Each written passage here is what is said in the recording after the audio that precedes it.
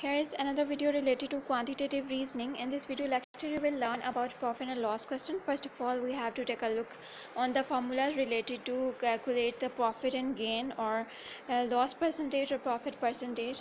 Okay, so in profit and gain, basically आपके पास profit और gain क्या होता है कि इसमें कोई भी चीज़ है आपने उसको किसी एक स्पेसिफिक प्राइस पे जो है जो ख़रीदा होता है तो वो उसकी कॉस्ट प्राइस होती है. इसको मैं through out the lecture CP से जो है रिप्रेजेंट करूँगी और जिस प्राइस पे आपने उसको सेल किया होता है मैं उसको SP से शो कर रही हूँ. अब प्रॉफिट या गेन के केस में आपके पास जो सेलिंग प्राइस है वो आपको ज़्यादा मिलती है comparatively the cost price of the thing, तो आपको क्या प्रॉफिट या गेन मिलता है. ठीक है. सिमिलरली अगर हम लॉस की बात करें तो लॉस के केस में क्या होता है कि आपको कॉस्ट प्राइस ज़्यादा पड़ जाती है and the sale price is less. ठीक है, आपको इस केस में लॉस होता है. नेक्स्ट है, अगर आपको प्रॉफिट या लॉस परसेंटेज फाइंड करना हो तो उसका फार्मूला थोड़ा डिफरेंट हो जाता है.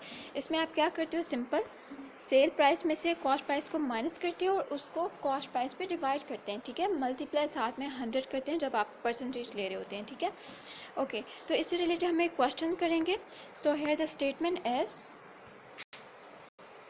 A sells a camera to B at a gain of 10% and B sells it to the C at a gain of 5%.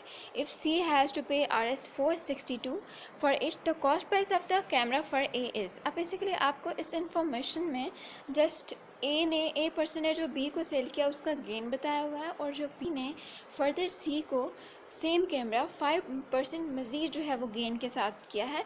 अगर C को 462 रुपीज़ पे करने हैं तो कॉस्ट प्राइस एक्चुअली क्या होगी. तो ये थोड़ा सा ट्रिकी क्वेश्चन है, how we can solve it.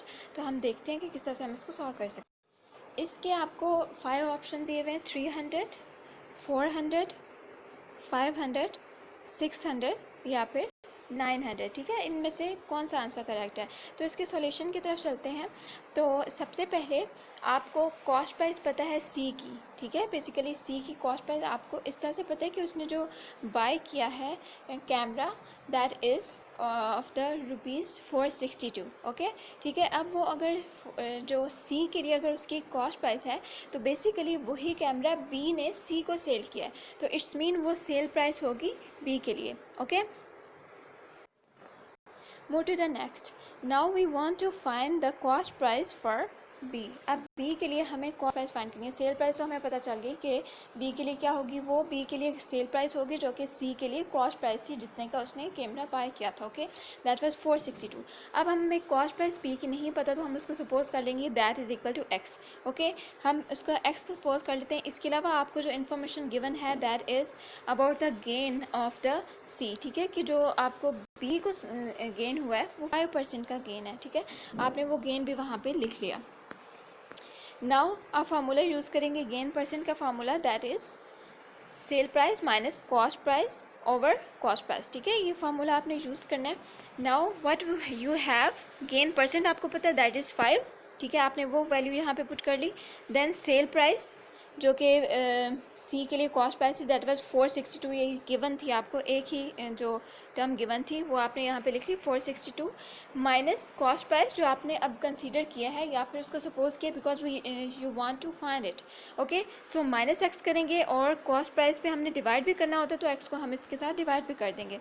Next step में आप क्या करेंगे, परसेंटेज का मतलब ये होता है कि 1/100. ठीक, तो आपने इस परसेंटेज को खोल लेना है और ये जो x है इसको दूसरी तरफ जाके मल्टीप्लाई करा देना है. ठीक है, what you get 5x over 100 is equal to 462 minus x. Next हम जो 5 को 100 पे डिवाइड करते हैं वी गेट 0.05x.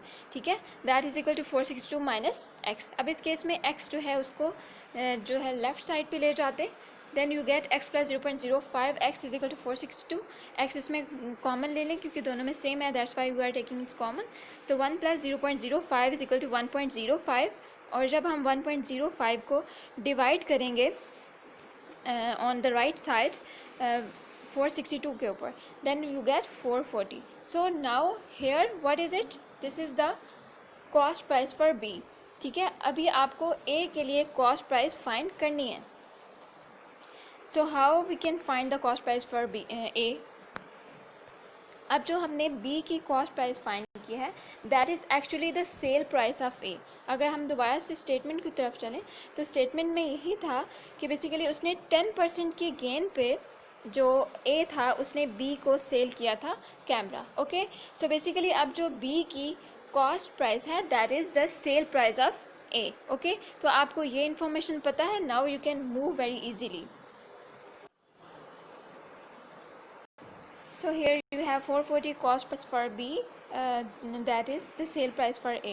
तो हम इससे रिलेटेड फार्मूला यूज़ करेंगे। अब हमें A की कॉस्ट प्राइस जो कि एक्चुअल क्वेश्चन था और हमें फाइंड करनी है वो आपको फाइंड करना है। तो आप सपोज करेंगे कि cost price for A is Y, ठीक है।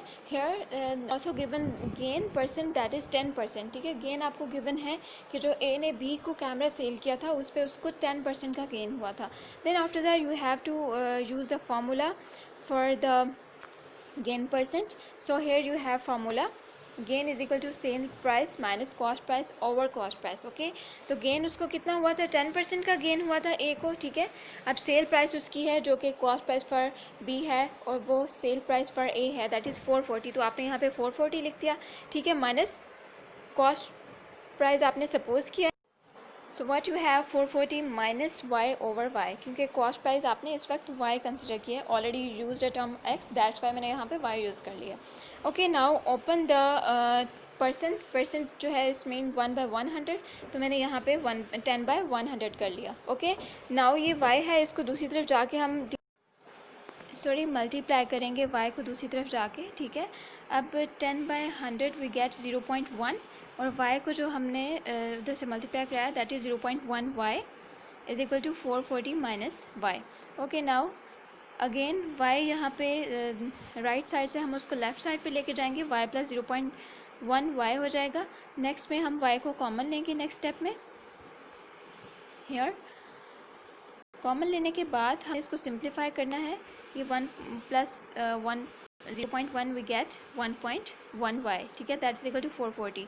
नाउ हम 1.1 को 440 पे डिवाइड कर देंगे, what you get 400। So option B जो है वो 400 था। So this is the correct option.